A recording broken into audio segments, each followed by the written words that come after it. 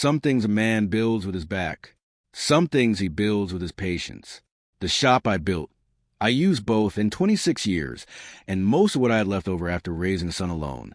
I want you to understand that before anything else, because everything that follows makes a great deal more sense when you know what that building meant to me, and what it would have meant to lose it. My name is Raymond Pruitt. I am 61 years old. I live in Cincinnati, Ohio, in a 2-story house on Delmar Avenue that I own outright, and have owned outright since 2014, which I mention not to impress you, but because it matters to the story. I retired 4 years ago from full-time wrenching. My knees had opinions about that timeline I was a consultant on, but I still go in 3 days a week because some habits don't retire gracefully, and neither do I. I am not a complicated man. I drink my coffee black. I take my time getting to the point because, in my experience, the point holds better when you approach it carefully, and I have been the kind of father who showed up for things. Baseball games, parent-teacher conferences, middle school plays where my son Calvin stood in the back row of a chorus and still somehow found my face in the third row. Every single time. I showed up. That was a job, and I did it. I want to be clear about that, because this story is about a man who built something for his son, and it matters that his son knew it. Welcome to Dad's Raw Revenge. Get settled because this one is going to take you somewhere. Drop a comment and let me know where you're watching from. Hit that like button and make sure you're subscribed. Trust me, you're going to love it here. Let me back up to the beginning. Not the surgery, not October, the actual beginning. Pruitt Automotive opened its doors on March 14th, 1999, on a Tuesday morning at 7 a.m. in Elise Bay on Glenmore Avenue in the West End. For lifts, one alignment rack, a used diagnostic machine I bought at auction from a dealership that was closing in Dayton, and a coffee maker that was older than my marriage. I was 35 years old, and I had $11,400 in a business account and approximately 0 clients. My ex-wife Deborah had taken the house in Clarksville when Calvin was 6, and I had spent the 3 years between that divorce and that Tuesday building the kind of credit and the kind of reputation that let a bank look at a man with a boy in his primary custody and say yes. It took a while. Banks are slow to trust a man who left one life and is trying to build another. I understood that. I was patient. The first customer was a woman named Edna Park, 74 years old, who drove a 1991 Buick LeSabre the color of old rust and needed a brake job she'd been told was going to cost her $600 at the dealer. I did it for $310. She brought me a casserole dish the following week and told 3 people on her block. Those 3 people told 6 more. By the end of that first summer, I had more work than I could process alone, and by November, I'd hired my first mechanic. A young man named Jerome with hands like a surgeon and the ability to listen to an engine and tell you its problem the way a doctor listens to a chest. Some people are born for the work they find. Jerome was one of them. I bought the building on Glenmore outright in 2007, refinanced once in 2011 to expand to 8 bays, and paid that note off in September 2018, 14 months ahead of schedule, which I mentioned because I was proud of it. My accountant at the time, a small, precise woman named Linda Chow who wore reading glasses on a beaded chain and didn't waste sentences, had called him to confirm a payoff and said, "Raymond, that building is yours." 3 words. I sat at my kitchen table and drank a cup of coffee and let that sit for about 10 minutes. Then I called Calvin, who was 22 and working his first year at a manufacturing firm in Columbus, and I said, "Son, the shop is paid off." He said, "Dad, I know." I said, "I built that for you." He was quiet for a moment. "I know, Dad," he said again, and this time it landed differently. That was 2018. Patricia came into my life in early 2019. I want to be fair about Patricia, because fair matters to me and because she is not a villain in the way that movies require villains. She is a woman who wanted things clearly and specifically, who had built her own life and her own career in pharmaceutical sales, and who had a way of looking at the world in terms of what was optimized and what wasn't. She was 51 when we met, sharp as anyone I'd known, and for about the first year and a half, I thought the way she questioned things was a sign of someone who engaged fully with the world. I was not wrong about that. I was wrong about what she was engaging with. The first time she called the shop a liability, it was April 2019. We had been together about 4 months.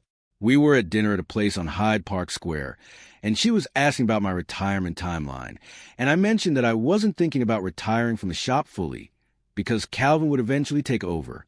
She set her wine glass down with one of those careful hands movements that I would come to understand very well over the next 5 years. Raymond, she said, a single location independent shop in this market. Isn't that a lot to hand to a 23-year-old? I explained that I wasn't handing it tomorrow. She said, I'm just saying the upside is capped. And then the conversation moved on, because I changed it, because something in me didn't want to pull that thread at a dinner table over pasta and a bottle of Montepulciano d'Abruzzo. That's the thing about patterns. The first one is just a dinner conversation. The second one is a trend. The third one is a position. By 2022, Patricia's position was fully articulated. The shop was holding us back. Holding us back from what exactly was never entirely specified, but it had something to do with a retirement property in Asheville she'd been researching, and something to do with liquidity, and something to do with a version of our life together that apparently required a check with more zeros than a working shop in West Cincinnati produced. I heard it every year. I absorbed it every year. I did not change my position because the shop was paid for, profitable, employed 11 people, and was going to my son. That position was not negotiable. I thought I had communicated that. I had communicated to Patricia the way most men communicate the things they're certain about, by assuming the other person has heard and filed it. That was my mistake. Not the only one, but the relevant one. Now, the knee. I had the surgery September 9th. Right knee, partial replacement. My orthopedic surgeon, Dr. Frank DeLuca, a compact man in his mid-50s who had the economy of movement of someone who has done 15,000 of these, told me 6 to 8 weeks of recovery, no driving for the first 3, elevation, and ice and patience. I am good at patience. I am less good at elevation. I was home by September 10th, set up in the living room recliner with my foot up, and a schedule that involved a great deal of daytime television I had no previous relationship with. Patricia was working from home through the end of September, which I was grateful for. She made meals, ran errands, helped me with the physical therapy exercises my PT Gina had demonstrated before discharge. She was attentive. She was present. I was in no position, literally or otherwise, to read anything into particular quality of her attention. The first 3 weeks passed the way recovery weeks do, slowly, and with more opinions from a knee than I had requested. Jerome called every few days with shop updates. Nothing that needed me. Just a habit of checking in that good people fall into when their boss is laid up. Calvin drove down from Columbus on the 21st of September, a Sunday, stayed for dinner, watched the game with me on the couch, and when he left he patted my shoulder at the door and said, "Shop's fine, Dad." Not a question. A statement of the kind that means I've already verified this independently. I didn't think anything of it at the time. If you've been listening for a while, do us one quick favor. Subscribe. A lot of people watch without ever doing it, but it costs you nothing, and it means everything to us. Hit the like button while you're at it, and drop your thoughts in the comments. The calendar notification appeared on October 3rd. Not my notification. Patricia had left her laptop open on the kitchen table. She'd been taking calls from the back porch most of that morning, and had come in for coffee and gone back out, and the screen had gone to sleep, but not locked. I was up on both feet by that point. Dr. DeLuca had cleared me for around-the-house walking as of September 30th, which I interpreted as generously as a man who has been sitting in a recliner for 3 weeks. I came into the kitchen for my second cup of coffee at 11:14 a.m., and the screen woke up when I set my mug on the table. I want to be honest about what I felt in that first second. It wasn't clarity. It was a specific sensation of looking at something ordinary that your body understands before your mind does. A notification on her Google Calendar. October 7, 2 p.m. Pruitt Automotive buyer walkthrough. Marcus Ellery, Ellery Commercial Properties. Her phone number listed as contact. I stood at that table for about 20 seconds. I would say I don't know what I was thinking, but that isn't true. I was thinking with a very cold and very organized part of my mind that had apparently been waiting for something to organize. I was thinking, she scheduled a buyer walk through my building without telling me. She gave them my shop's name. She listed herself as a contact, and she had done this while I was home recovering from surgery, while she was making my meals and running my ice packs and asking me each morning if I needed anything. I closed the laptop screen very carefully to exactly where it had been. I picked up my coffee and I went back to the living room and I sat in the recliner, and I did not touch my phone for 4 full minutes. I know it was 4 minutes because I watched the clock on the cable box. Then I made one call, not to Patricia, not to an attorney, to my son. Calvin picked up on the second ring. "Hey, Dad, how's the knee?" Getting there, I said, "Hey, you been talking to anyone about the shop lately?" There was a pause, the kind that tells you a man is deciding how much to say. "What do you mean?" I told him what I'd seen on the screen. The date, the name, the notation. I kept my voice level the way you keep a level, which is to say you hold it carefully and you check it often. Another pause, longer this time. "Dad," he said, "I need to tell you something. What I learned in the next 11 minutes. Sitting in my living room recliner with my operator knee elevated and my coffee going cold on the side table was this." Calvin had been watching Patricia's conversations about the shop with increasing discomfort for about 8 months. He hadn't said anything to me because he was 26 years old and he wasn't certain, and because he knew I loved her, and because he is the kind of man who waits until he is certain before he brings a thing to someone who matters to him. He learned that from somewhere. 3 weeks prior, in early September, just before my surgery, he had called James Whitfield. James Whitfield, attorney at law, Cincinnati, 34 years in practice, estate and business law, a small, deliberate man with the kind of office that has been in the same building since 1993 and smells like old carpet and reliability. Calvin had driven down from Columbus on a Thursday afternoon, walked into James Whitfield's office, and laid out his concerns about his father's shop and his father's wife and what might happen to both. James Whitfield had listened without interrupting. Then he had asked Calvin 3 questions. Does your father have a will? Does the business have a succession document? Is the building titled to an individual or a business entity?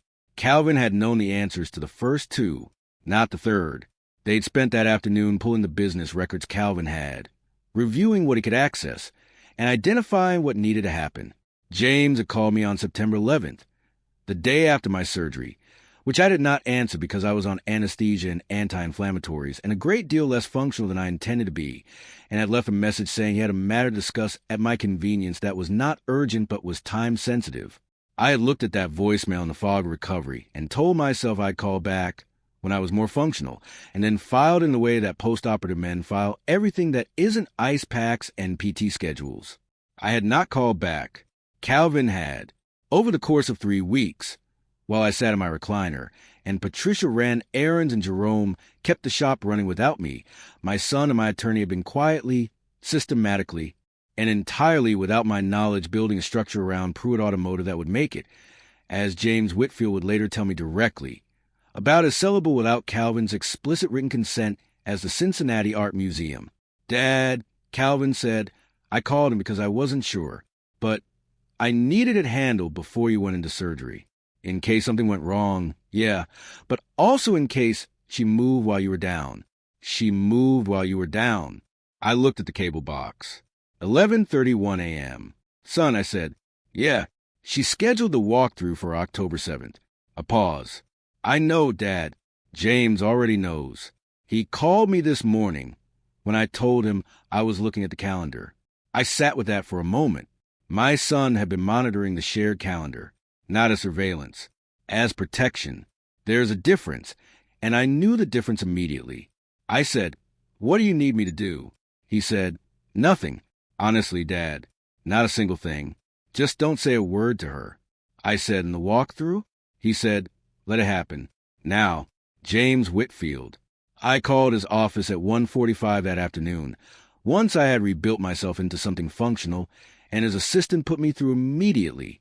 "Mr. Pruitt," James said, in the tone of a man who has been expecting a call and is relieved it has arrived, "I hear you had an eventful morning." I told him what I'd seen. He confirmed what Calvin had told me, and then he added what Calvin, in the gentleness with which he had delivered the news, had not. Patricia had called Marcus Ellery of Ellery Commercial Properties on September 6th, 3 days before my surgery.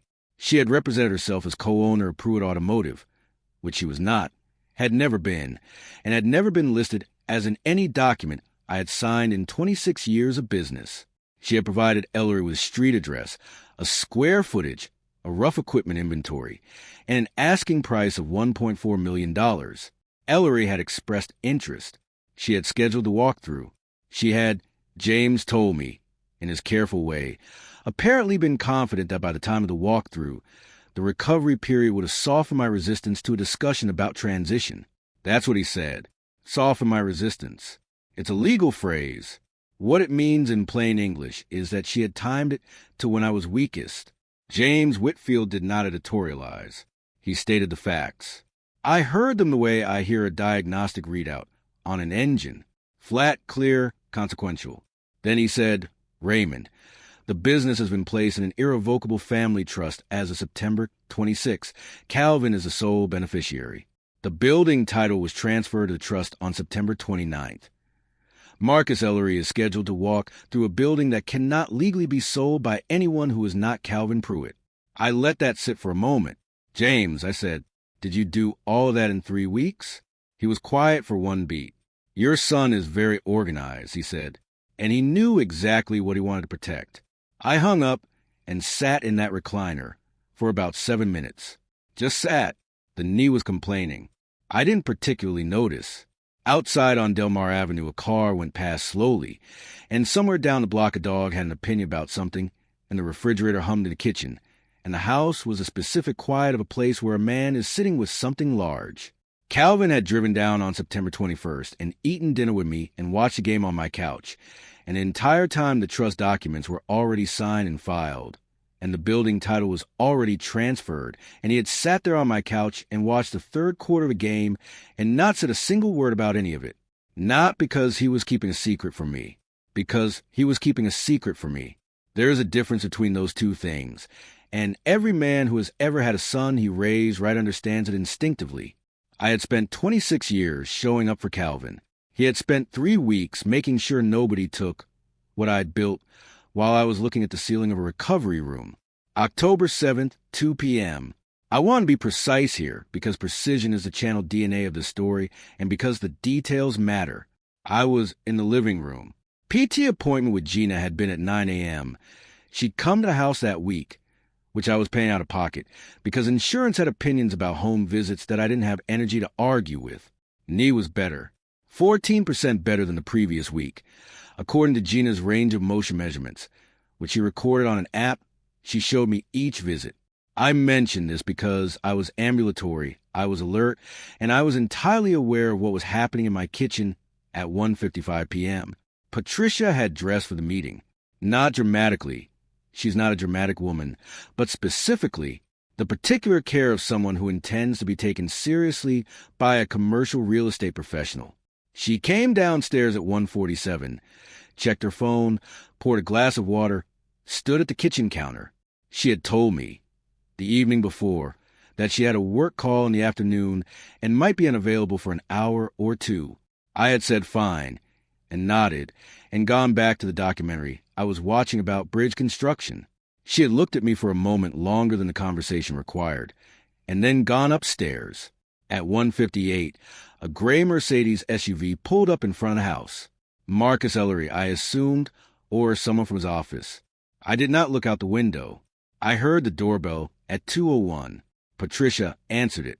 I heard the introductions in the hallway, the specific tone of a business meeting being established, and then she said, "Why don't we talk in the kitchen first, and I'll walk you through the documentation." They sat at my kitchen table. I was 22 feet away in the living room recliner, leg up, the documentary still running at low volume. I heard her telling the shop was an independent operation currently managed by staff, that the owner was transitioning to retirement, and that the family was aligned on a sale. The family was aligned. I kept my face completely still and let the words move through the room. Then I heard her open a folder. Then I heard her say, "The building appraised at 1.3 in 2022, and with the expansion." That's when my phone buzzed. "Calvin." I answered quietly. "Hey, he's there?" "He's there." "Okay." "James is ready." Give it 2 more minutes, and then go in. I said, You sure? He said, I'm sure, Dad. You built that place. Go in. I set the phone face down, took a breath, stood up from the recliner. The knee held. I walked to the kitchen doorway. Patricia saw me first. Her face went through something I will not spend a great deal of time describing, because the man I am doesn't take inventory of other people's worst moments. It went still. Then it assembled something that was trying to be composure and wasn't quite getting there. Marcus Ellery turned in his chair. Late 40s, well-dressed, the practiced ease of a man who has sat at a lot of people's kitchen tables with folders.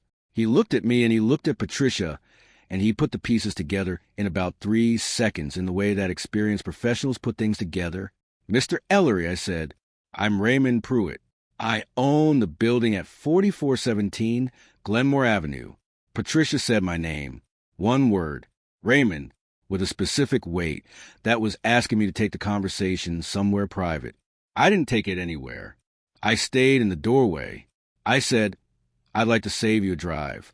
The building transferred to a family trust on September 29th. My son, Calvin Pruitt, is the sole beneficiary. I have the trust documents here if you'd like to review them. I looked at the folder on the table.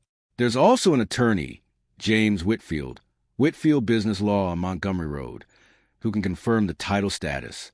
He's available this afternoon, if you want to call directly. Marcus Ellery looked at the folder on the table, then at Patricia, then at me. He was quiet for a moment with the specific quiet of a man recalibrating. Mr. Pruitt, he said carefully, were you aware this meeting was scheduled? I found out on October 3rd, I said. He nodded slowly. He picked up the folder from the table, aligned the edges, and put it in his briefcase. He said, I appreciate you clarifying the ownership structure. And he stood up. Then he looked at Patricia with an expression I'll give him credit for. It was not embarrassment. It was something more precise than that. Something that said he understood exactly what had almost happened and what kind of woman had almost made it happen. He extended his hand to me. I shook it. He picked up his briefcase, said, good luck with the recovery, and walked to the front door and let himself out. The gray Mercedes was gone from Delmar Avenue at 2:09. Patricia and I were alone in the kitchen. She said, I was going to talk to you about this. I said, I know. She said, Raymond, I was not trying to go behind your back. I was trying to have preliminary information before we had the conversation. You know how you get when something isn't. Raymond, I said. She stopped. Not the way my mother used to say it. Not with heat. Just flat and final. The same way a door closes when someone pulls it gently and it latches without a sound. I said, you called yourself a co-owner to a commercial real estate broker. You scheduled a walkthrough of a building you don't have a deed interest in. You timed it to when I was recovering from surgery because you thought I'd be easier to talk to when I was down. She looked at me. I didn't raise my voice. I didn't need to. The kitchen was quiet enough that the refrigerator was audible, which is a specific kind of quiet that rooms get when a thing that needs to be said has finally been said. I said, I don't have a speech for you. I'm not going to make one. I built that shop for 26 years, and my son has been in it since he was 8 years old, handing me wrenches.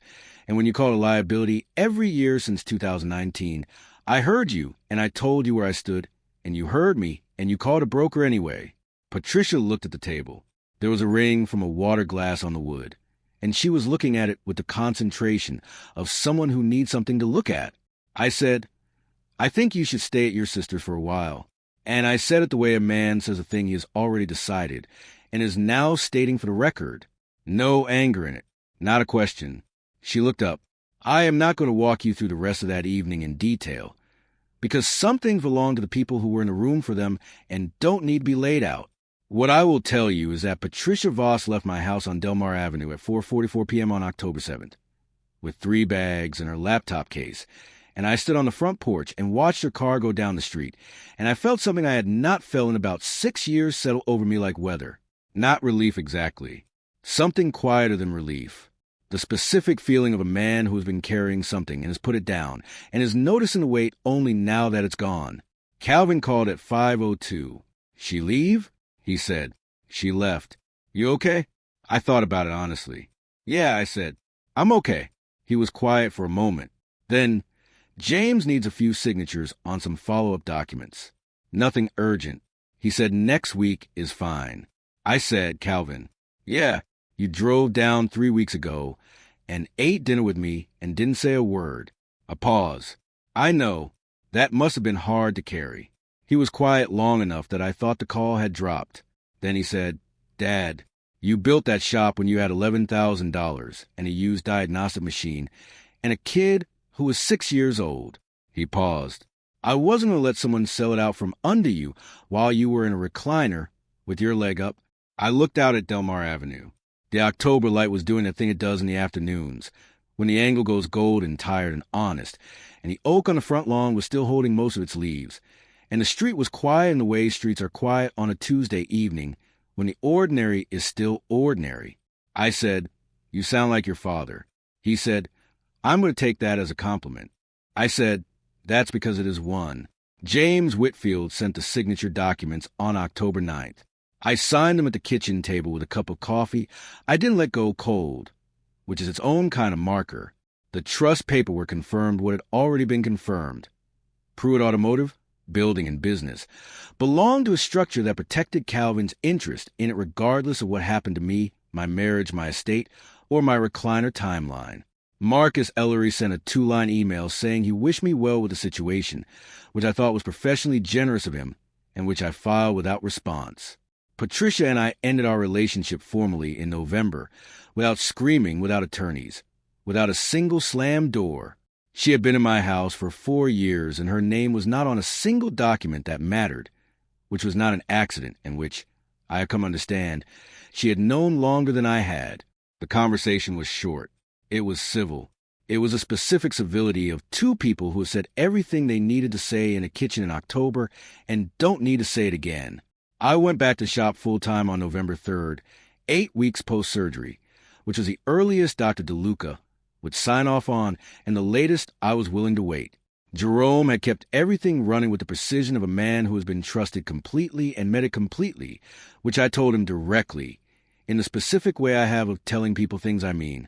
He said, Mr. Pruitt, I've been running this place since 2004. I think we've established I know where the wrenches go. He's right. We have established that. Calvin came in on the second Saturday of November, drove down from Columbus on a morning that was cold enough to see your breath, walked through the bay door in his jacket with coffee he'd picked up on the drive, and stood in the middle of the floor looking at the 8 bays and the alignment rack and the diagnostic machines and the smell of gear oil and coal metal that has been the smell of that building since 1999. He didn't say anything for a moment, just looked. Then he set his coffee on the workbench and picked up a torque wrench from the tool cart with the specific comfortable grip of someone who's been picking up torque wrenches since he was old enough to hold one, and said, Anything need doing? I looked at him. This 27-year-old man who had driven to a lawyer's office in September and said protect what my father built, and had eaten dinner with me on my couch 3 weeks later without a word about it, because he knew I needed the dinner more than I needed the information. I said, Base 6 has a 2007 Ford F-250 that needs a valve cover gasket. He said, I got it, and he went to work. Some things a man builds with his back. The building, the bays, the lifts, the 26 years of early mornings and late calls and engine diagnostics on vehicles that belonged to people who trusted him with the things they couldn't afford to lose. That part one built with my back and my patience, and $11,400, and a coffee maker that was older than my first marriage. But the son who walked into that shop on a November Saturday and picked up a torque wrench like he'd never left, that part built itself. I just showed up for it, every single time. Some legacies are written in documents. Some are built in bays. If you enjoyed this story, join our community by hitting that like button and subscribing for more real, raw, and family-centered stories. And as always, thank you for being a part of Dad's Raw Revenge. I will see you on the next one.